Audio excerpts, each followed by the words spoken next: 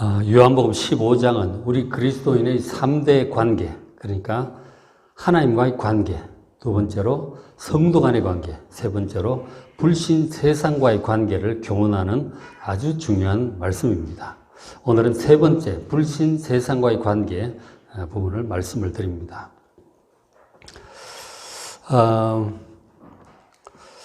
우리 그리스도인들이 예수님을 믿어서 구원을 받고 그리고 하나님의 사랑과 은혜를 누리면서 영원한 열매를 맺으면서 살아가는 일, 참 감사한 일이죠.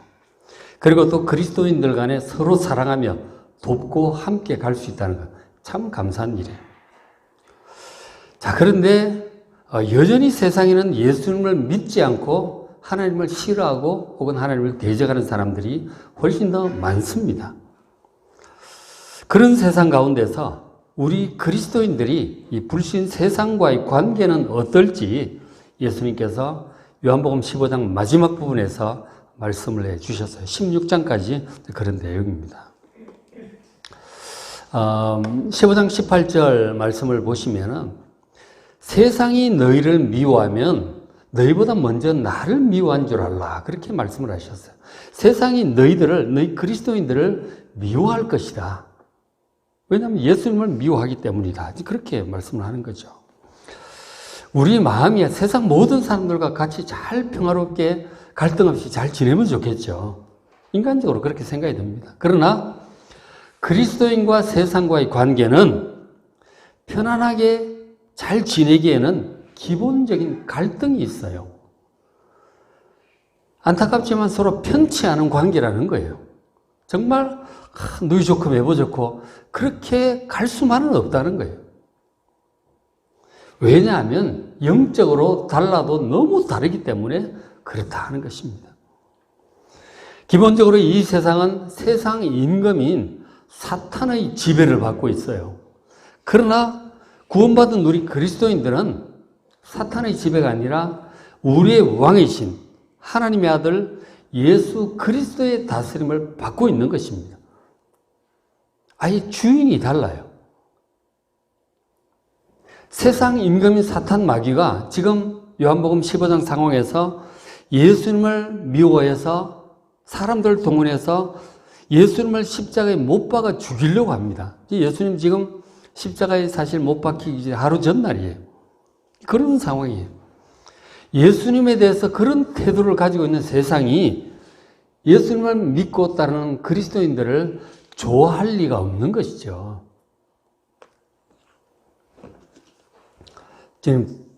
그러니까 주님 말씀하시고 19절에 너희가 세상에 속하였다면 세상이 자기 것을 사랑하겠지. 그러나 너희가 세상에 속한 자가 아니다는 거죠. 우리 그리스도인들은 세상에서 주님의 택하심을 받은 자들이기 때문에 세상 바깥으로 부름받은 자들이에요. 그래서 세상이 너희를 미워한다. 그렇게 지금 말씀을 하시는 거죠. 또 20절에 내가 너에게 종이 주인보다 더 크지 못하다는 말을 기억하라. 사람들이 나를 박해하였은즉 예수님을 박해했고 지금도 죽이려고 하잖아요. 그래서 나를 따르는 너희 그리스도인들도 박해할 것이다. 미리 경고를 해 주셨어요. 우리 그리스도인들도 이 불신 세상에서 미움과 박해를 피할 수 없다고 하시는 것입니다. 생각해보면 그래요.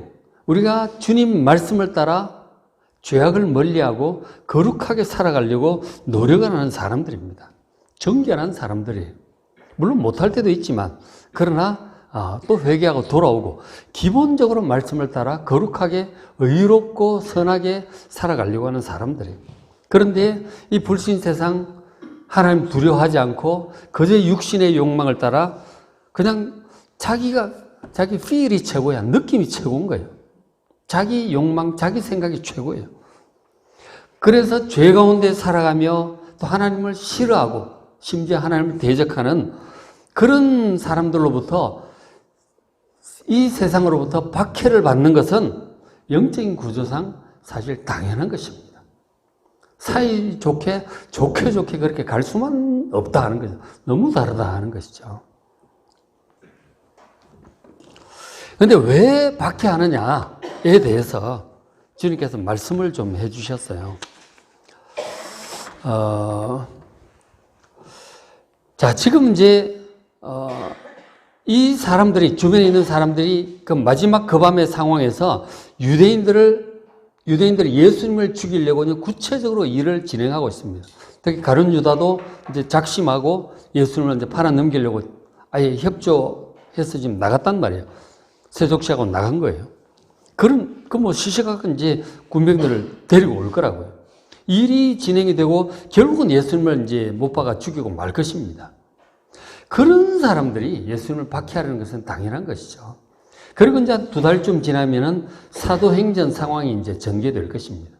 그렇게 되면 예수님의 이 말씀대로 결국 이 제자들도 감옥에 갇히기도 하고 그리고 맞기도 하고 순교를 당하기도 해요. 일은 그렇게 진행이 될 것입니다. 주님께서 그것을 아시고 지금 미리 말씀을 해주고 계시는 것입니다. 준비할 수 있도록. 자, 그렇게 이 세상 사람들이 그리스도인들을 미워하고 예수님을 미워하는 이유가 무엇이냐는 거죠. 주님 말씀이 21절에 그러나 사람들이 내 이름으로 말미암아 이 모든 일을 너에게 행할 것이다. 이 감옥 채찍질하고 죽이고 이런 박해 일들이죠. 이런 일을 할 것인데 그 이유는 이는 나를 보내신 이를 알지 못하기 때문이다 하는 거죠. 바로 예수님을 보내신 하나님 아버지를 제대로 알지 못하고 그 뜻을 제대로 알지 못하고 오해하고 있기 때문에 그렇다 하는 거예요.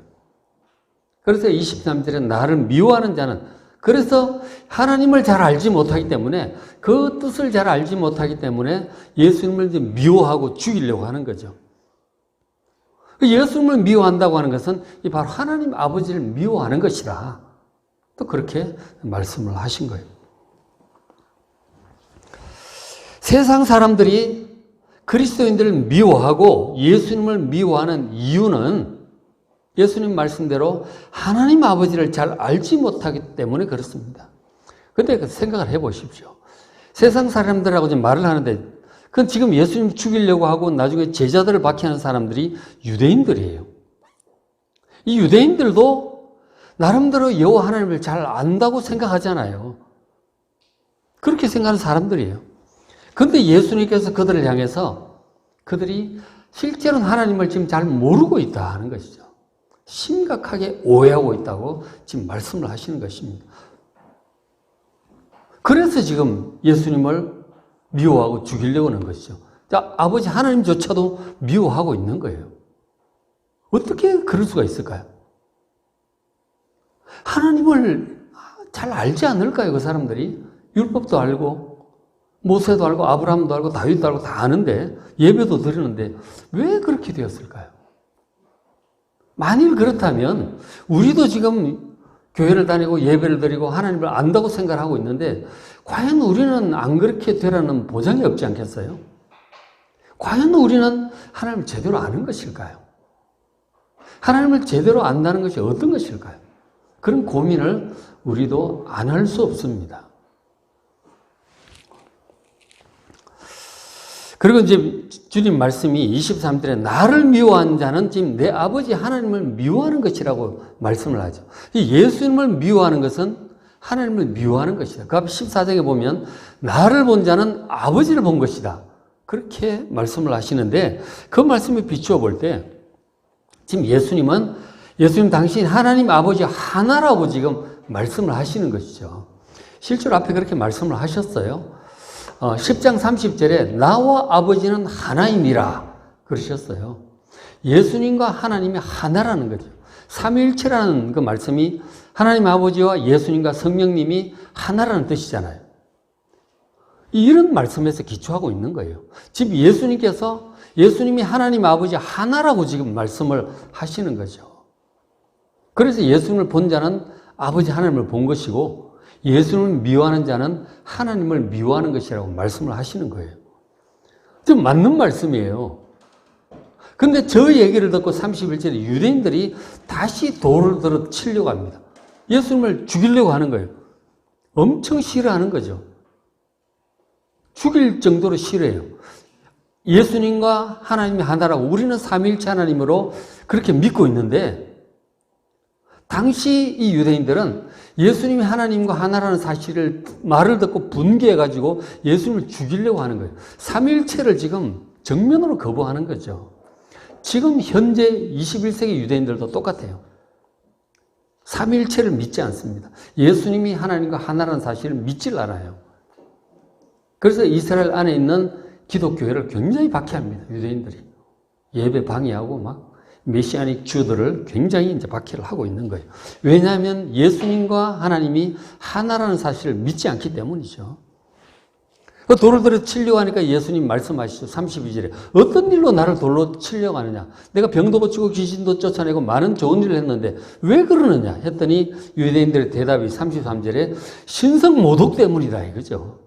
네가 사람이 되어 자칭 하나님이라고 그렇게 말하니 내가 아버지와 하나라고 하는 그 말, 예수님이 하나님과 하나라는 말이, 그 말씀이 네가 사람인데 이 영원한 신이신 여호와 하나님이라고 말을 하니 그래서 너 신성모독 아니냐. 그럼 널 죽이려고 한다는 거죠.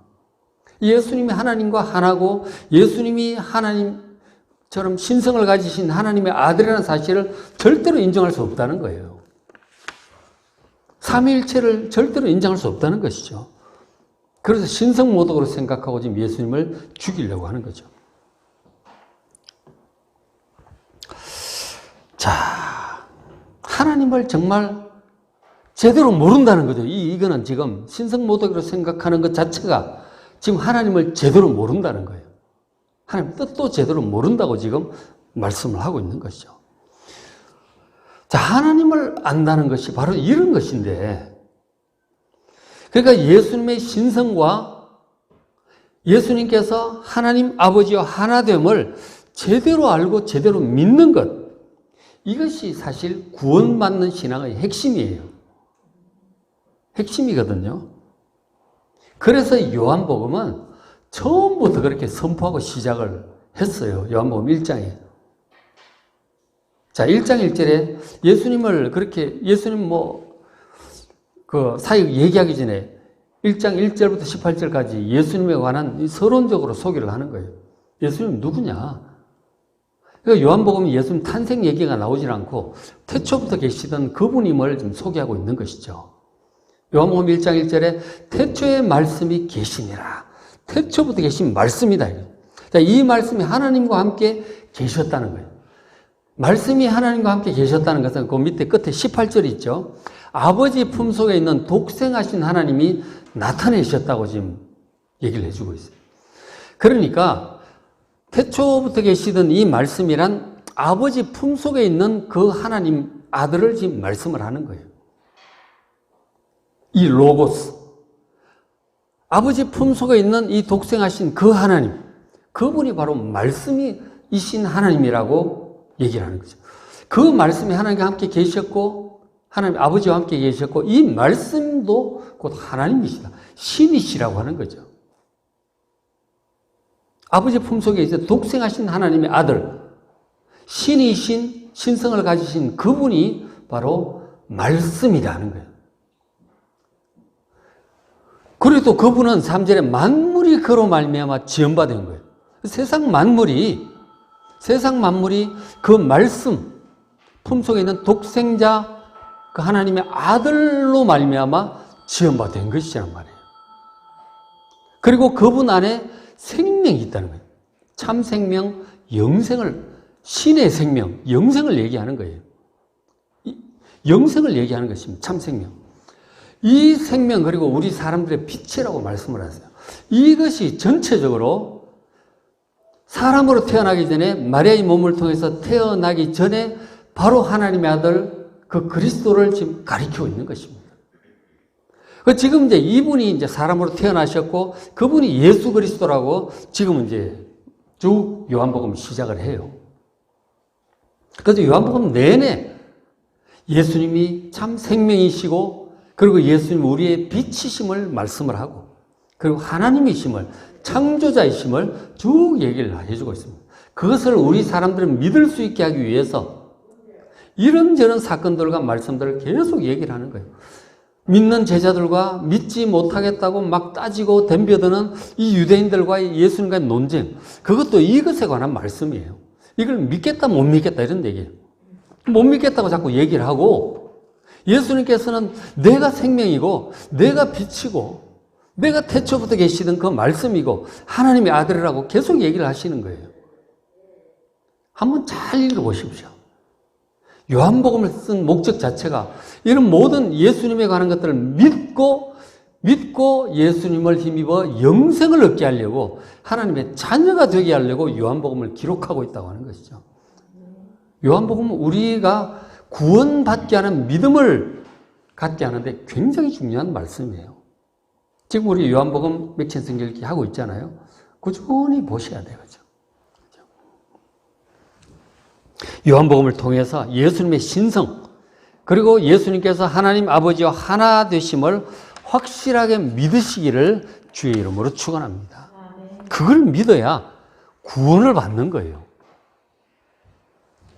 그래서 이 요한복음 1장에 계속 아주 중요한 말씀을 하잖아요. 요한복음 1장 10절에 그가, 그 하나님의 아들이 세상에 계셔서 사람으로 태어나신 거예요. 그리고 세상은 그로 말미암아, 그 예수님으로 말미암아 지은 바 되었으되 오셨고 세상을 창조하신 분인데, 그러나 세상이 그를 알지 못해요. 하나님의 아들이심도 알지 못하고 믿지도 않고 오히려 배척하는 거죠. 자기 땅에 오면, 특별히 하나님의 백성들의 땅인 이스라엘에 오셨잖아요. 그러나 자기 백성, 이스라엘 백성들이 예수님을 영접하지 않습니다. 심지어는 죽이려고 드는 거죠. 하나님의 아들이심도 믿지 않고 신성도 믿지 아니하고 영원전부터 계시던 분임을 믿지 않습니다. 그런데 믿는 사람들이 있었어요. 12절에 영접하는 자들이 있었다니까요. 예수님을 메시아로, 구원자로, 하나님의 아들로 기꺼이 받아들인 사람들이 있었어요. 바로 예수님의 제자들, 3장에 있는 니고데모, 4장에 이 사마리아 여인, 9장에 보면은 날 때부터 소경된 사람, 그런 사람들이 예수님을 기꺼이 영접을 합니다. 영접하는 자, 곧 그 이름을 믿는 자들, 그들처럼 영접하고 예수님을 믿는 자들에게는 하나님의 자녀가 되는 권세를 주셨음을 믿으시길 바랍니다. 하나님의 자녀는 어떻게 될까요? 착한 일을 많이 해야 될까요? 공부를 많이 해야 될까요? 도를 닦아야 될까요? 아닙니다. 우리를 구원하러 하나님께서 보내신 그 예수님을 영접하고 그 이름을 믿는 자들이 하나님의 자녀가 됨을 믿습니다. 예수님을 믿는 게 정말 중요한 거예요. 예수님은 무엇을 믿으라고 하나요? 특별히 지금 보면은 예수님이 하나님의 아들이고 그리스도라는 사실을 요한복음 계속 말씀합니다. 그리고 예수님이 하나님 아버지 하나라는 사실, 동일 본질을 가지고 계신 분임을, 그리고 완전히 하나 되심을 믿어야 되는 거예요. 그것을 못 믿으면 지금 예수님에 대해서 신성모독이라는 생각을 하고 죽이려고 들게 되는 거죠. 예수님이 뭐 인류의 스승이니 지혜자니 뭐 혁명가니 그래 갖고 되는 게 아니에요. 예수님은 하나님의 아들이시고 신성을 가지신 영원전부터 계신 하나님의 아들이시고 우리의 죄를 위하여 속죄하신 분이고 죽음을 이기고 부활하신 분이고 다시 오실 분이고 사도신경에 고백하는 그런 기본적인 내용들이잖아요. 그걸 믿어야 구원받는 것입니다. 예수를 믿어야 구원받는다니까. 제대로 믿어야 구원받는 거죠.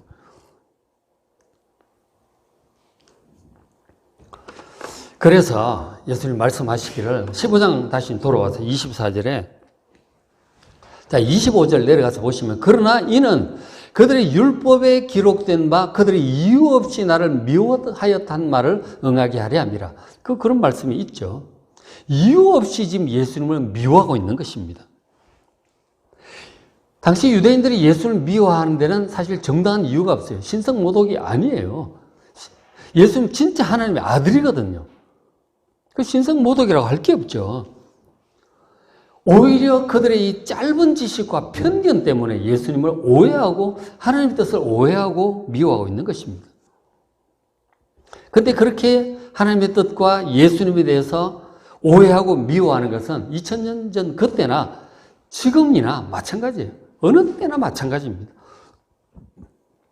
그러니까 하나님의 말씀을 통해서 하나님을 제대로 알지 못하고 하나님의 뜻을 제대로 알지 못하는 거죠.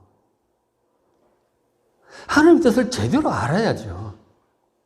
하나님께서 당신의 뜻을 우리에게 다 가르쳐 주셨어요. 말씀해 주셨어요.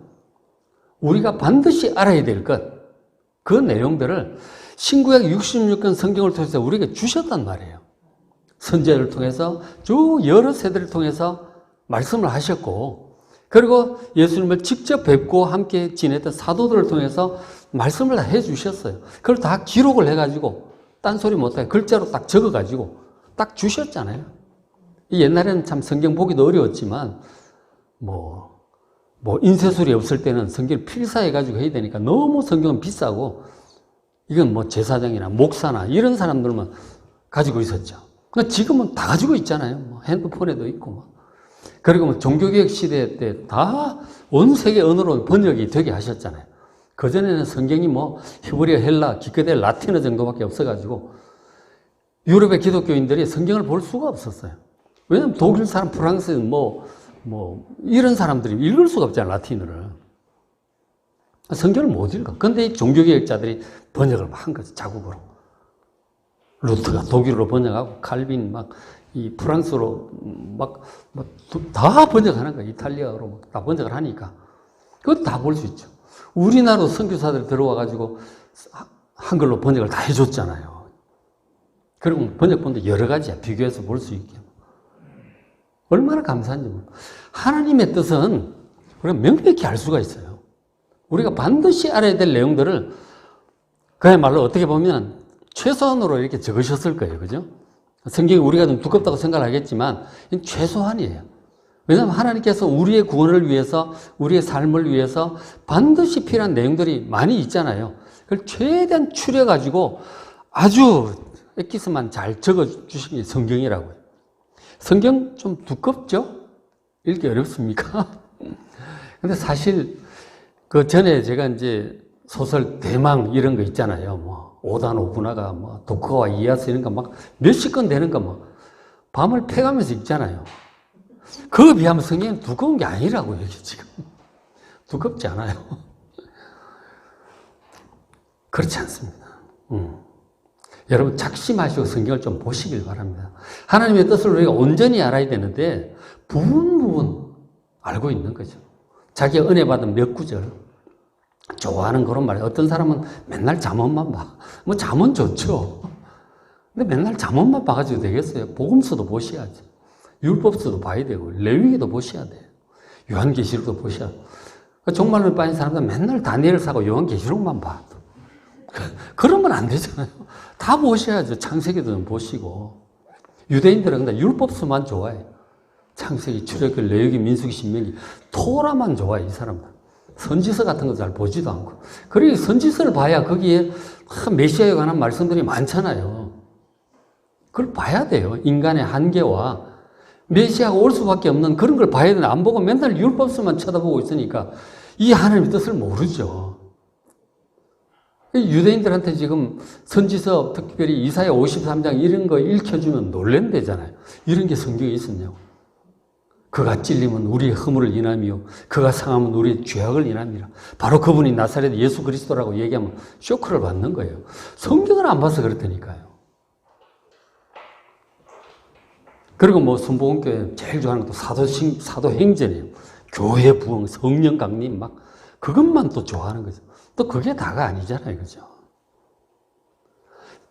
성경을 다 보셔야 된다니까요. 우리는 전부 필요해서 주신 건데 성경을 너무 안 보는 거죠. 그러니까 정말 제가 계속 말씀드리는 것이 1년에 한 번은 창세기부터 계시록까지 한 번은 보셔야 돼요. 그래 하나님 뜻을 알지. 하나님 뜻을 모르면 그저 자기 은혜 받은 몇 구절밖에 속에 없는 거예요.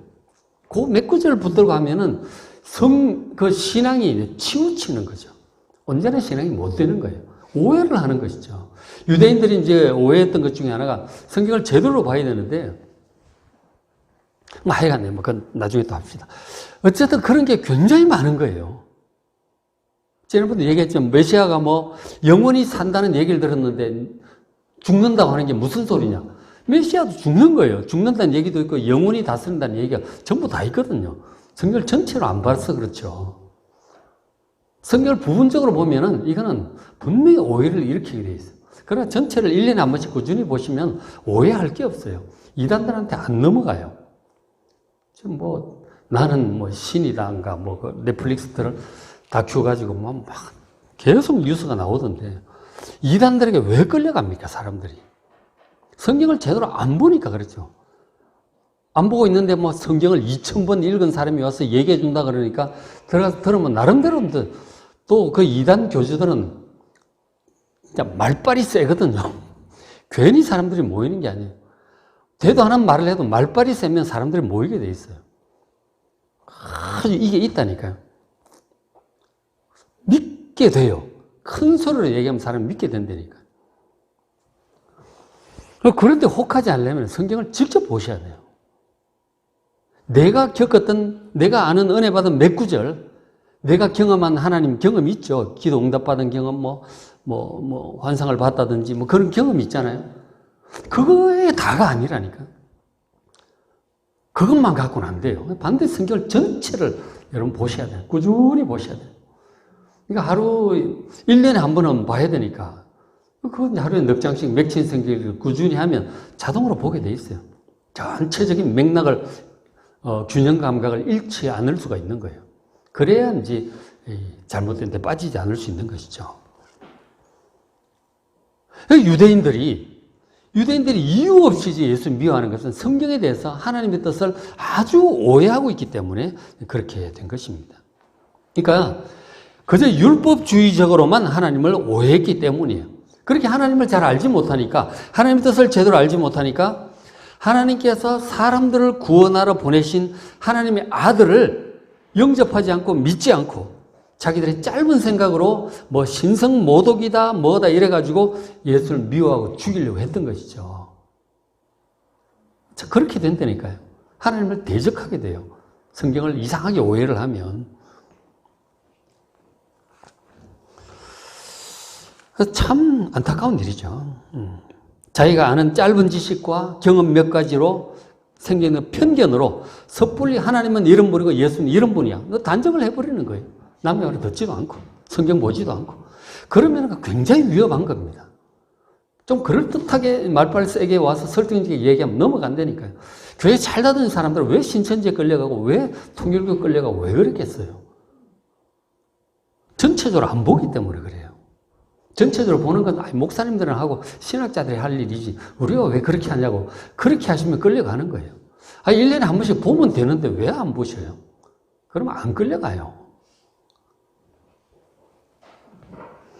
예수님에 대해서 하나님에 대해서 섣불리 단정해버리는 것이 너무 쉽게 단정해버리고 믿어버리고 더 이상 알려고 하지 않는 것, 정말 위험하다는 것이죠. 그렇게 되지 않으려면 성경을 꾸준히 읽음으로써 하나님과 예수님에 대해서 바르게 아셔야만 합니다. 그렇죠? 그리고 이제 우리가 또 그렇게 할 수 있도록 우리한테만 맡겨놓은 것이 아니고 가정교사를 보내주셨어요. 26절에 내가 아버지께로부터 너에게로 보낼 보혜사, 곧 아버지께로부터 나오시는 진리의 성령이 오실 것이다. 그가 나를, 예수님을 증언하실 것이다. 그 예수님에 대해서 바르게 알 수 있도록 성령께서 가르쳐 주실 것이라고 약속을 하셨어요. 저 보혜사라는 말이 파라클레토스라는 말이 옆에서 돕는 자라는 뜻이에요. 돕는 자. 그러니까 가정교사, 개인교사를 얘기하는 거예요. 우리의 개인교사로 성령을 보내주셔서 성령께서 하시는 일이 많지만 특별히 진리의 성령, 예수님에 대해서 가르쳐 주시고 성경 말씀에 대해서 가르쳐 주신다는 것이죠. 성경을 읽을 때 성령께서 깨닫게 해주심을 믿으시기 바랍니다. 보혜사를 보내주시겠다는 약속은 사도행전 2장에 오순절날 성령께서 강림하심으로 이미 이 땅에 그리스도인들에게 임하여 계심을 믿으시기 바랍니다. 여러분 속에도 여러분이 예수님을 하나님의 아들로 구주로 영접하셨다면 여러분 속에 다 계시는 거예요. 그래서 여러분 믿으셔야 됩니다. 그래서 성경을 펼쳐 읽을 때 성경을 의지하면서 성령께 기도하고 눈을 열어 보게 하시옵소서. 그리고 읽으면 이제 깨달아져요. 그냥 알 수 있어요. 하나님 아버지에 대해서, 그 뜻에 대해서, 구약의 말씀들, 예수님, 그냥 알게 돼요. 왜 성경이 어렵다고 여겨지느냐 하면 번역이 좀 어렵기도 해요. 그래서 지금 표준 세번역이나 쉬운 번역 이런 거 있잖아요. 그런 거 좀 보시면 돼요. 영어 아시는 분들 영어 성경 보셔도 좋고요. 그거 보면 어렵지 않습니다.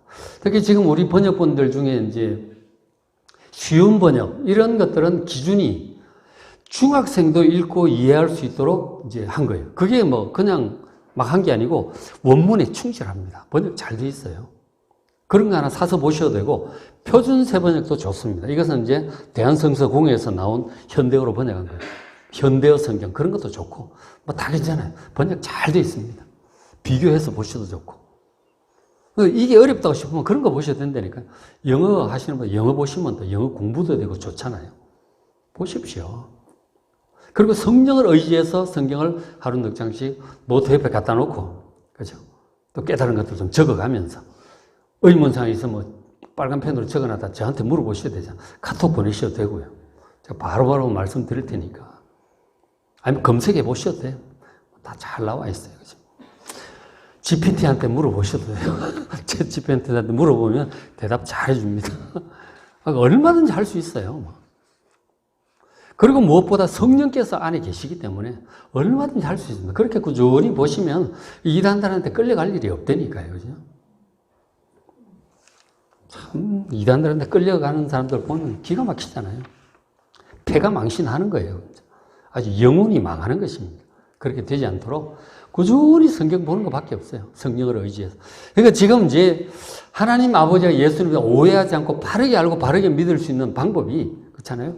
말씀을 꾸준히 보면서 보혜사 성령을 의지해서 말씀을 꾸준히 읽는 거예요. 그렇죠? 그리고 그것이 잘 되어야 이 흔들림 없는 굳건한 신앙을 갖게 될 줄로 믿습니다. 그렇죠?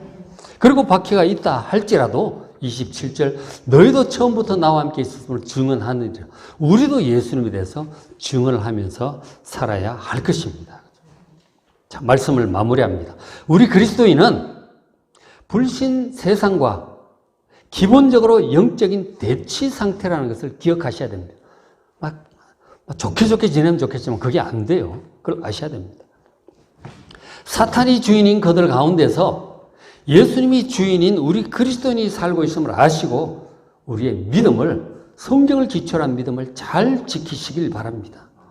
특히 우리의 구원자이신 예수 그리스도와 하나님에 대해서 우리의 짧은 지식과 편견으로 오해하지 않도록 늘 성령을 의지하면서 성경 말씀을 늘 가까이 읽으심으로써 예수님을 증거하면서 예수님의 증인으로 살아가시기를 주의 이름으로 축원합니다.